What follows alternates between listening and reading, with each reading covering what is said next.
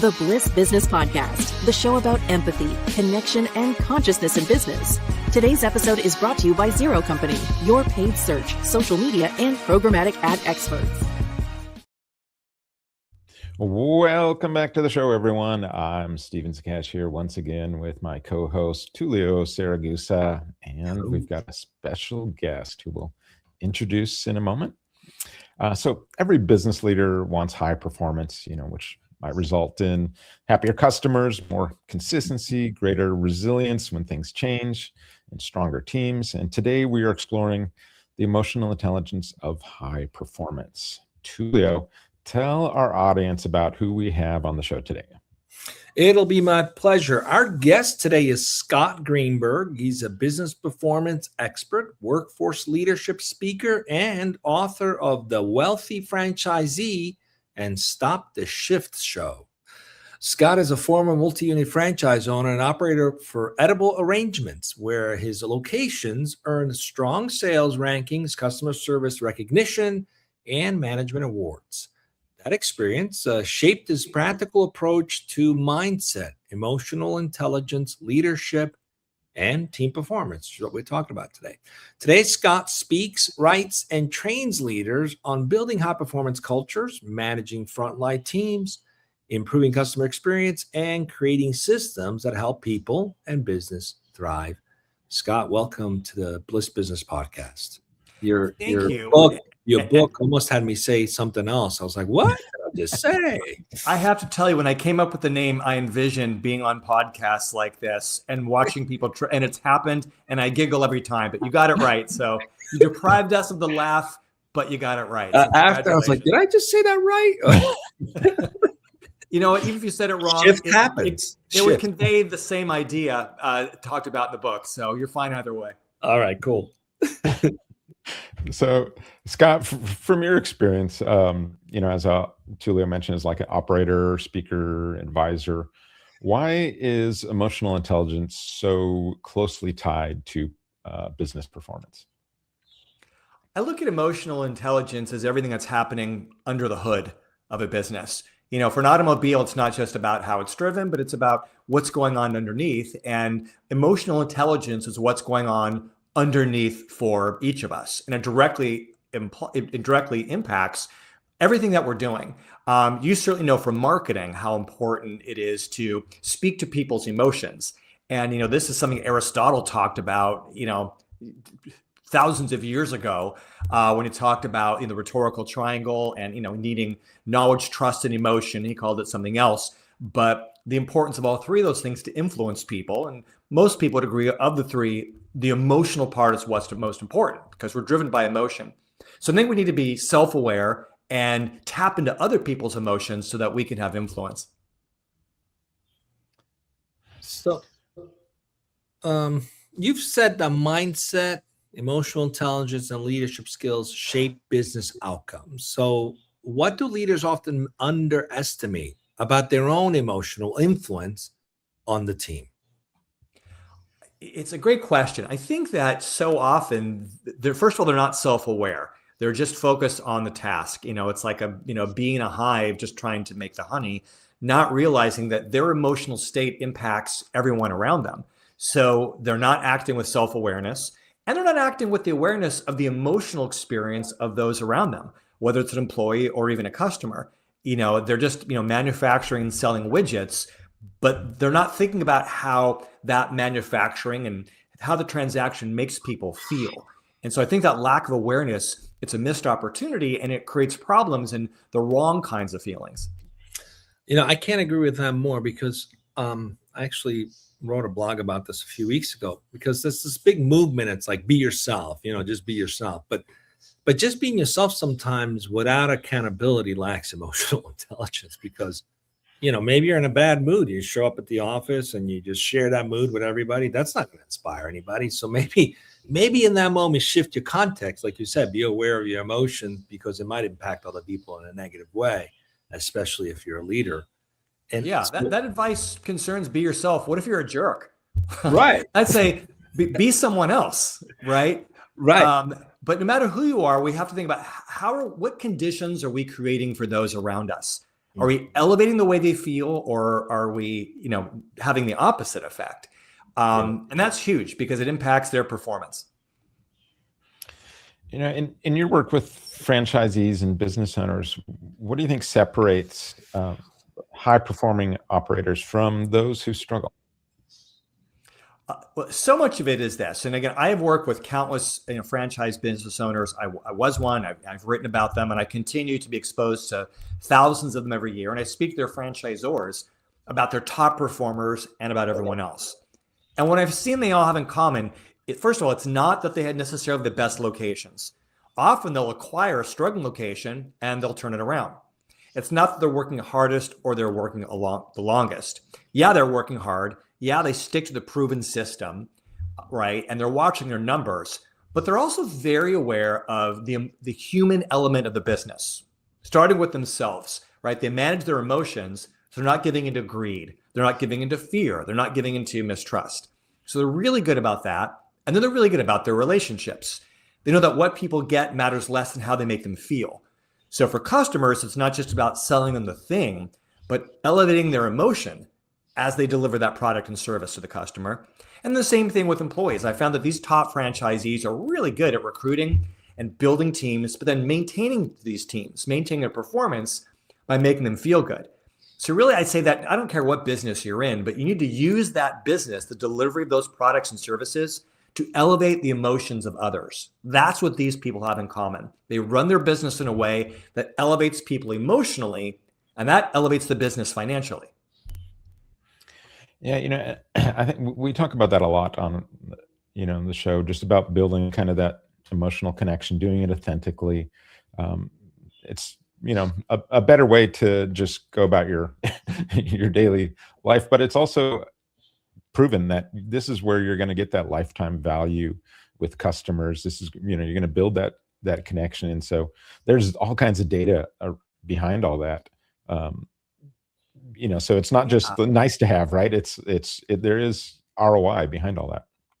Well, here's the thing, you guys are experts in marketing. I know you do digital marketing really, really well. And for me, that's always something that's been kind of, confusing and mysterious. And I delegate that to experts like you.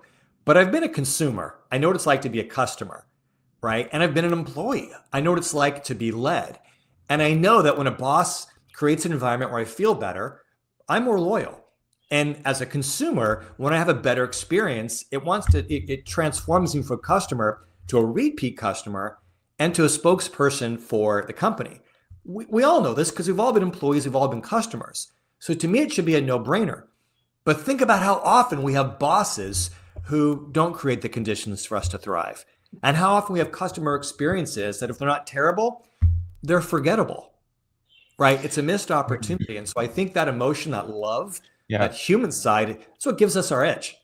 I know there's all kinds of emotions with that experience, right? That consumption experience of the business. There's positive ones and negative ones. And, on our side, there's 17 and, you can get into all the details of that for sure. But you mentioned kind of that word of mouth referrals and things like that. You can get word of mouth two different ways there. You can get it the really good way that drives your business, or you get it the kind of negative way that goes the opposite direction. So if you're not thinking about that emotional customer experience, which starts with your team, right? It's not just that customer facing role. It's that all the internal mechanisms that you've got a happy team that's really kind of is emotionally intelligent and working on that, right? And Steve and I have talked about this a lot on this show. Back before everything was online, you could fake it. You can put a message out and your company could not be the furthest from the truth of the message you put out. Nobody would know. But today, if you're not aligned with the promises you're making in the market, if you're talking about trust and integrity and you lack that internally and your team is toxic and there's issues, customers feel that. You can't hide that today. Everything's out in the open. So you can't not have alignment today with who you are and what you say you are. Back in the day, you could, because you could hide, everything was on print, whatever, but it's a different world now. And it's a good thing because it's kind of put companies on notice. Like you can't say one thing and then do another internally. You can't be nice to customer and treat your employees not so nice. They kind of go hand in hand. Customers are going to feel that it's not authentic, it's not genuine. Yeah, as much as you can complain about the impact of the internet and social media on humanity, one good benefit of these things is accountability. Yes. Right? Instant accountability. And it's great if it rewards those who are making us feel good, who are doing a good job, and it's punishing those who aren't. So I think that's great. And I look at it as an opportunity. And, we were very successful when I had my franchise businesses. And most of it is because we really paid attention of wanting to turn every customer into a repeat customer. But, the main thing I do is public speaking. And so I'm sort of in touch with what it is companies want to talk about, because they'll come to different topics. And every time they say, hey, we want someone to come and talk about customer service, I tell them no discussion of customer service is complete without talking about the employee experience, because they're the ones who deliver that service. We have to be as deliberate about elevating the employee experience as we do the customer experience, because they're absolutely aligned. You guys brought up that there's more accountability publicly these days. So you do have obviously the customer, right? They can leave reviews and all that, but you also have your employees too. They can leave reviews on Glassdoor and things like that. So now you're getting more stakeholders of a business having a public voice in it, and that does hold the company a little more accountable. And that's that ability to have more stakeholders, come into a business and feel like they're being heard. That's where you start to evolve into that conscious capitalist kind of approach to your business. I tell my audiences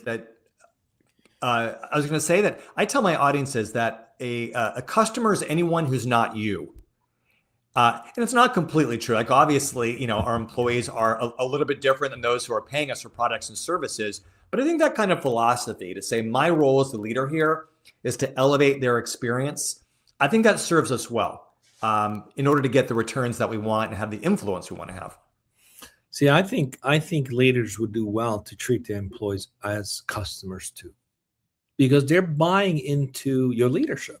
So they're in essence consuming what you're offering. So, and I've come to believe in recent years that it's not identity that shapes habits. It's actually habits that shapes your identity.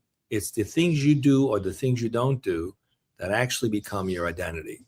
So you can't just say one thing and do another thing. I really believe that there's not enough attention on treating employees like customers, like valuable as customers are. Otherwise, you'd have on boards not just a client satisfaction committee, but you'd have an employee satisfaction committee. And as far as I can remember, I have not seen a board that actually has a committee that's focused on employee satisfaction yet. And it's a shame, because happy employees, happy customer. It's like happy wife, happy life. It works the same way with customers and employees. Well, and everyone is measuring their net promoter score, right? Which is a measurement of customer satisfaction. But I think we also need to do, I call it the ENPS in my book, the employee net promoter score. Basically asks the same question. Would you recommend this employer to a friend? And it correlates with, again, a better customer experience. And so I think we just need to be more deliberate about this, but that's part of the whole foundation of emotional intelligence. I almost wonder if the term should be emotional awareness, to keep it top of mind, right? That our job is in a loving way to elevate the experience of everyone around us, and not for some touchy-feely way. But if you're greedy and all you care about is making money, happens to be the best way to do it is to put value and love out into the world, because that's what creates the repeat business and the loyalty. Scott, what emotional habits kind of weaken a leader's effectiveness, do you think? Well, I think it's when we allow ourselves to be led by the wrong emotions. And usually that happens for a lack of emotional awareness. So a lot of people are being led by fear or envy or greed or mistrust, but they're not aware of it. They're just living their day. They're making decisions and not thinking about what's going on behind that decision. Because it takes a little time to recognize, wow, I'm emotionally dysregulated right now. I'm really upset, or I'm really excited, right? And in my book, The Wealthy Franchisee, I talk about what I call your point of clarity. That's where you're not angry, you're not happy, you're sort of just clear, right? I think clarity is much more powerful than positivity, because positivity can lead to impulsive decisions. And so I think we need to get to our point of clarity so that we're making decisions that are based more on data and not on emotion. And so I think the lack of awareness around that is a huge problem. So something on the show that we like to talk about a lot is systems, systems of kindness, systems of care that people implement in your business. And I know your work focuses heavily on kind of the heart of a business, the people involved in it. Are there any kinds of systems that help, turn the emotional intelligence into kind of that everyday behavior that kind of, that supports the frontline teams, that the customers feel? What kind of systems come to mind for you? It's a great question, and we should have these systems in every area of the business. And I think that what often happens is people ask the question, what's going to attract the most candidates? What is the fastest way to train employees? What's going to drive more customers to us? I think what you do is create systems that we're always asking questions that also about delivering emotion. So what can we do when and someone calls to apply for a job to make them feel an emotional attachment, to make them actually want to show up for the job interview? When I wrote my second book, a lot of employers I found complain about interview no-shows, that someone schedules an interview, but they don't show up, right? So what we need to do is systemize what we do in our initial contact with them to make them feel more emotionally invested to show up. So one manager was telling me that one thing she does is she always finds some she'll have initial phone conversation before the interview. She always reaches out by telephone. And then she tries to find some way to kind of personally connect to that other person, the job applicant. And what she's found is by doing that, by making that part of her system, it's significantly increased the show up rate. Another workplace, they had a gap between someone accepting the job and whether they actually came for their first day at work. So what they started doing is sending handwritten notes or text messages to job applicants, just saying, congratulations, we're so excited to make you part of our family, and if there's anything you need, but just reinforcing that emotional aspect, and it increased their attendance. So you're always asking, okay, what systems can we create that don't just achieve this desired transaction result, but that deepen the emotional connection? And as long as we're consistently repeating those behaviors, we're going to see overall improvement.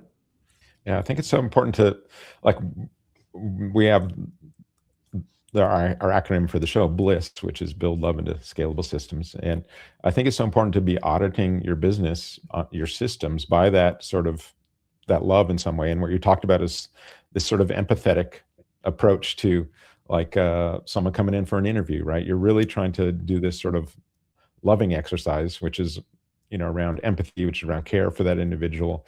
And that's how you build that authentic sort of emotional connection. It's not just, trying to build emotional connection, just doing the right thing, doing the thing that is the caring, kind thing, right? I absolutely love that acronym and love that idea. You think about training an employee. The average manager or trainer who's training an employee is just thinking, how can I give this person the skill set? How can I show them the thing, answer their questions and get them to be able to do this? But I think we can all remember, especially when we're young employees, that we're having self-doubt and confidence issues and fear while we're being trained, right? And so part of being loving during training isn't just giving someone the competence, but also making sure we're protecting their confidence as they get trained. And that's important throughout, because competence, once we have it, it's there, but confidence can fluctuate. Enthusiasm can fluctuate. And so we're constantly asking, what's going on beneath the surface emotionally for this person? And how can I make sure that they're experiencing what I want them to feel to keep them performing well? We got an audience question, and I want to add to it too, because I think it's very timely. And it really speaks to treating all employees equally as valuable, because quite often the hourly employees, even though they're the ones who are closest to the work, closest to the customers, they're the least supported a lot of times. What do leaders need to understand emotionally about managing hourly teams? And then the follow-up is the question from the audience. What's the fastest way to make those new employees feel genuinely valued at their first day? And I want to add, how do we make them feel valuable all the time, not just on their first day? Yeah, it's so important. My book, Stop the Shift Show, is all about this. It's about managing frontline hourly workers who are completely different than those on salary in a number of ways. We tend to have more transactional relationships, less loving relationships with frontline employees, with manual employees. Those who are on salary, there's a lot more discussion of culture, that kind of thing, and they see paths to growth within the company. Frontline workers aren't always receiving that, and they're often not getting paid that well. They're not necessarily getting consistent hours, and they're looked at as numbers. And I get it. I've been an employer of hourly employees, that kind of thing. They don't get much love in the workplace, which is great, because for those of us who are willing to show them that love, obviously appropriate, it's going to give them an edge. And so from the very beginning, we want to show them that respect. So one employer who I interviewed, they in their industry, they have a hard time finding employees. So when they show up, the employee has a parking space reserved for them with a welcome sign. Now, a lot of them don't have cars. So when they walk into the place, he has a digital monitor that says, welcome, Steve. And then offers them a beverage, and found that when he does that, when he offers them a beverage and he's actually run tests, they're significantly more likely to want to take the job if offered. So first of all, you're showing hospitality when they show up. It's like, wow, I really feel valued here. Then when you onboard them, same thing. You don't just onboard them for the job, you onboard them for the culture, to welcome them, right? So, what is a typical first day of work like? My daughter got her first job at a fast food restaurant. She couldn't sleep the night before because she was so nervous. Her first job, they're going to like her. And so she shows up with all these emotional needs there, and the boss says, "What's your shirt size?" Issues her uniform, sits her down in front of a computer for 4 hours of training videos. No discussion of culture, didn't introduce her to other employees, right? It was just cold and it was callous. But what if when she showed up, the other employees were on shift just for 10 seconds throughout the door and they applauded her as she walked in? What if instead of issuing her uniform, they gave her swag? Same thing. Just put a ribbon around it, put in a bag with some candy and a little note that says, welcome. What if instead of just presenting her the shirt, there's a little bit of a ceremony, kind of silly, but to make it seem, wow, you're lucky to be wearing our colors, to be getting the hat. It's these little silly things that are different than every other place where they could work. We need to find ways to build this into everything so they feel, wow, this isn't like the other places that could be working. And these things create loyalty. When you do that, people feel a sense of culture, a sense of belonging, they're less likely to want to leave for another $1 or $2 per hour to go down the street, because they don't want to leave their people. They don't want to leave this loving environment. You said something interesting about showing hospitality, and it made me think of the book by Will Gurdar, Unreasonable Hospitality, because it speaks to, in the hospitality industry, about going far beyond the expectation, creating memorable experiences through intentional acts of service. And I kept thinking that could be a really good book for leaders to read, to apply to employees. What do you think? I absolutely agree. Certainly when it comes to customer experience, we understand the idea of going above and beyond. I think we can do that with employees, but that doesn't mean giving them more. It does not mean paying them more. As consumers, we will pay more for a better customer experience. Employees will accept less for a better work experience. So if they are, greeted by other employees, right? If they're assigned a buddy who can mentor them in the first week to make sure that they are okay. If they get regular feedback from the boss, that's not just criticism, but the boss says, how do you want to grow? What do you want to learn? How can I facilitate your personal growth, right? Even if it's just a 2-minute conversation on the floor, they're not getting that. I found when I was an employer, so many of my employees were not getting any positive reinforcement in their lives. So I would constantly first of all, if they had mistakes, I let them know. I held them accountable. I believed in tough love, but I also made sure that whenever they showed up, they felt like someone was getting their back and facilitating their growth. One exercise we did every month, we'd go around the circle. We'd spend 5 minutes on each employee, and we would just praise them. For 5 minutes, each one stood there receiving all this love and respect and specific reasons how they contribute. A lot of them would end up in tears because they weren't getting anything like this anywhere else in their lives. I did not pay especially well, and I kept my labor goals, the percentage point that I wanted. I didn't have to pay more because we compensated employees in other ways that ultimately were much more meaningful. Yeah, I mean, we have sort of our own ritual with just every sort of week in our, Monday morning kind of meeting and it's just natural that people are just kind of giving shout outs to other people in there. It's just a part of their process.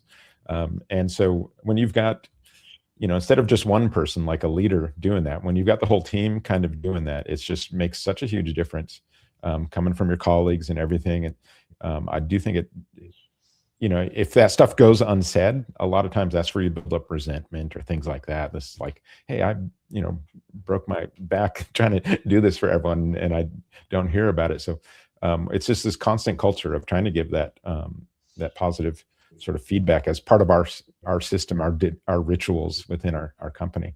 And it's made such a huge difference. And I appreciate that word. I mean, I think culture is usually made up of a belief system and then rituals that support that. Right. I mean, organized religion is primarily those two things, right? People who share the same beliefs and then rituals that support that. And that becomes our identity, who we are. And that's what culture is. Culture is our way of doing things.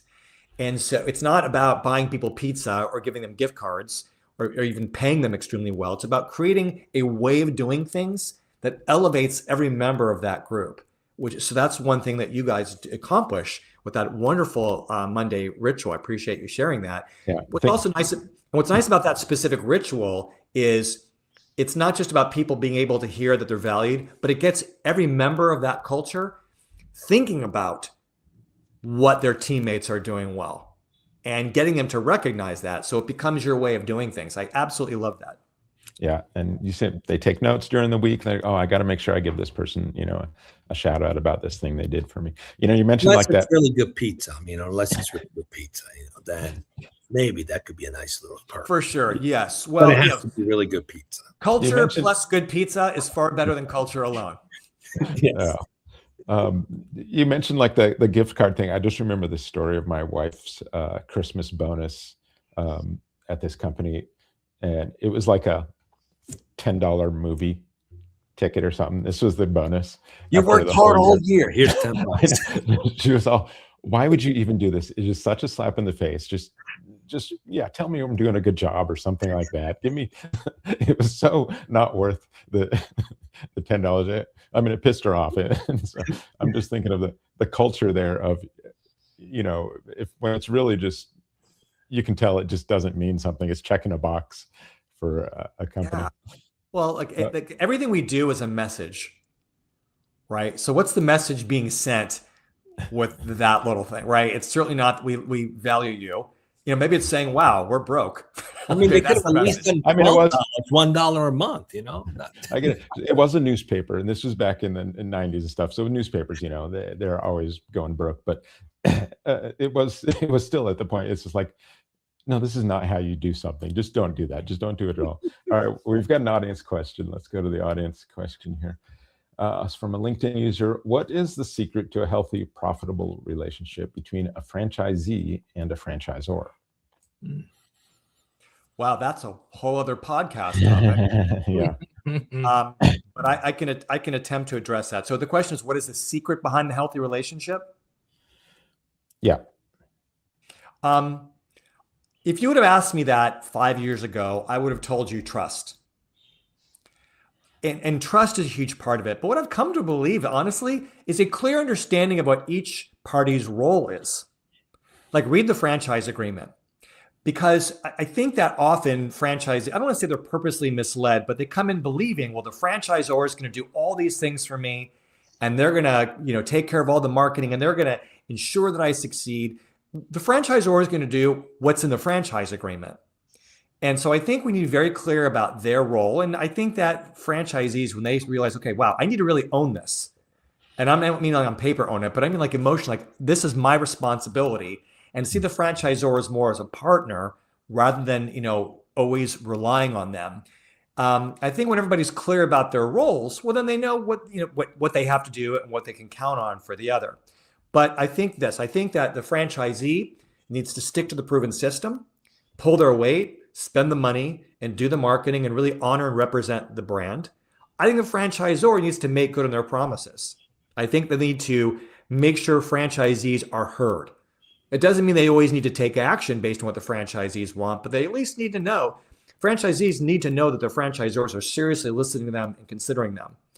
I think the franchisor, every move they make, they need to clarify, what does this mean for the franchisee? So there's an element of trust. There has to be clarity of roles, but everybody recognize that they're in this together. That is a marriage of sorts, and we need to be in service of others. Yeah, I think purpose plays a big role in this too, like both sides being purposeful and knowing what they're trying to do. We actually have had some amazing franchisors on the show who have used the word stewards. We see ourselves as stewards of their investment. That's a whole different level of thinking. So I'm curious, Scott, in your website, you describe customer experience as moving from transactional to transformational service, right? And I think that's what we're talking about here. You can try to either be very transactional or transformational. And so how does emotional intelligence, at least from your experiences, how does that help leaders create that shift from not just meeting the terms of the agreement, but maybe creating a great experience? Well, I've sort of hinted at this before, that, whether your motive is to make a difference or to make money, it requires the same thing to maximize either. And that is what you guys are saying, which is love, right? And my definition of that is elevating others, providing value to their lives, especially emotionally.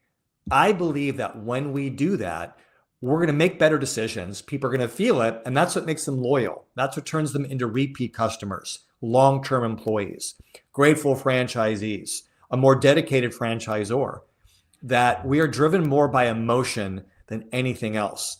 So there's this very, very delicate relationship, the franchisee-franchisor, which has a lot of natural tension built into it. I mean, you have people buy a franchise because they want to be independent, but then they have the franchisor holding them accountable. Franchisors, usually if it's a royalty, and most franchisors are, that's how they're set up, they're bringing money whether the franchisee is profitable or not. Both sides think the other should do more marketing. Franchisee, when they sign the agreement, they personally are on the hook to stick around, where the franchisor, the people, those faces might change. The whole brand might be bought. There's so many sources of tension that are there. But when we all step up with honesty, we do our part when the love is there, there's potential to make great money. And I see so many examples of that. But we've got to go beyond the money and think about the emotion, and that leads to more money. What role does empathy play in performance, especially when leaders need to hold people accountable? I think that's the basis of love. It's the basis of emotional intelligence. It's awareness of how other people are feeling and being there for them. So that means a lot more listening. It means a lot more respect for what they're going through, and hopefully getting that in return. In this notion it's all business, it just isn't. When people are involved, it's not just business. There's thought, there's feelings, there's emotion, and we need to work with that and navigate through it. And empathy is what it allows us to interact in not just the most loving way, but the most productive way. I know, I hate that. I cringe at that phrase. It's just business, or business is business. Precisely because of it's like a excuse for not being human. What is that? Yeah, it's an excuse. And I push back on that, not as some angel or somebody who wants to change the world. Business. What are you talking about? Look, I'm a father and I want the world to be better for my kids. Put that aside. Let me speak right now just as a business person. It's about maximizing profits. It's still not just business, because it's human beings who are emotions, right? And if I want to have influence so people behave in a way that increases profit and productivity, that kind of thing, I got to show some empathy. I've got to recognize I'm not just managing their work, but managing their emotions and their thoughts, that kind of thing. That's just the reality, right? And so whether you're trying to have influence for someone or get them to work better or buy from you or come to you for whatever it is, empathy, love, understanding the human side, it's part of the reality. And that is what will enable you ultimately to make more money. But maybe you also get to make a difference along the way. And for some of us, that really matters. Well, thinking about that, one of the questions I like to ask on the show is some form of this, is what role, and we've kind of talked about it throughout the show, but just the direct question though, what role should love play in business? I think love should drive everything. But again, not just for the touchy-feely reasons, also for the business reasons. To me, love is about elevating others. It's about putting value out in the world. And when you do that, it has a boomerang effect. I think that when we serve, we get served. When we love, we get loved. When we are loyal, we receive loyalty. And so I think, but the best thought pattern, even if all you care about is maximizing profit, the best thought pattern is still to come from a loving place, because you will then behave and make the kinds of decisions that makes people love you and become more loyal. And so I really think that love needs to be the primary driver of everything we do, because it makes the world better, it makes us feel better, and it makes us the most money. Why do you think it's not that way? Why do you think there's so many businesses that this is just kind of not even in their vocabulary? I think our tendency is, because we're emotional, we get stressed out, we get fearful, we get greedy, and we should get busy. And so we just fall into the transactions, right? Those pizzas, they got to get baked and boxed, and they got to get delivered, and the phone's ringing off, and all these things are happening. And the first thing that goes when that happens is our empathy, is our emotional intelligence, is the human side. We just want to get stuff done, and we're not thinking about whose toes we're stepping on, the tone of our voice, and all those kinds of things. And so I think we do the best we can. I aspire to be a great husband to my wife, but sometimes I might miss a please or a thank you or have a tone or be outright rude or inconsiderate. And hopefully she'll be loving at least and show me some grace. And, she's a perfect woman, so she usually does. But that's part of the human experience as well, as the imperfection around our own humanity. And so I think we need to be loving, but I also think we also need to have a little bit of grace when someone else isn't, because maybe their attention is there, but they're caught up in the moment and they're just not capable of it.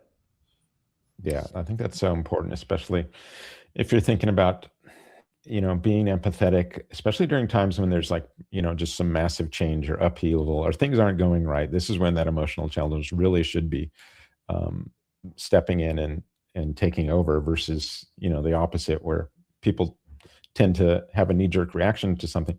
But you've got to give them a little bit of grace to be like, yeah, I know this is not an ideal situation right now. And I think a lot about this for managers, employers. If you see an employee who has a behavior that's not going on, what you want to do as a manager is you want to hold them accountable, make adjustments to help them improve. But do you have enough emotional intelligence when you confront them to keep that in mind, or are you just lashing out because you're angry, which is you coping with your own emotions? Yeah. That's a very different thing than managing the employee for success. Yeah. You're not leaving your stuff at home. Now, some might struggle with this, right? So, but they want to become more emotionally intelligent. So if there's one practical sort of first step they can take this week, what would that be? I would say several times throughout the day, ask oneself, how am I feeling right now? And how are those feelings impacting what I'm doing? What are my thoughts? What do I feel inclined to do? How much of this is driven by my emotion and how much of it is driven by data? I think continuously asking that question, and then reflective question at the end of the day, what was it like to be led by me today?